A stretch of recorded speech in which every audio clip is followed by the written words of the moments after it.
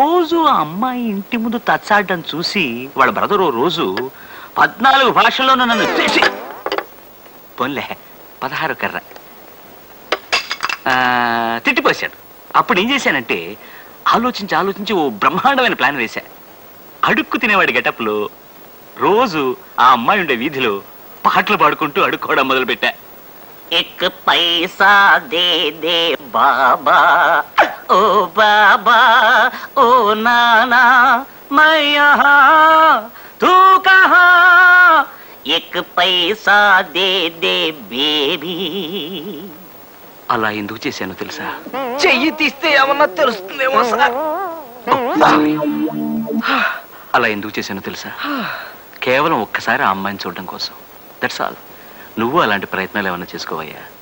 Government ఉద్యోగాలతో చెలగాటలాడుకో, అదంత మంచిది కాదు. అలాగే సార్, థ్యాంక్ యూ. గొప్ప అడుక్కు తినే ఐడియా ఇచ్చారు సార్. ఇంకా ప్రొసీడ్ అయిపోతాను సార్.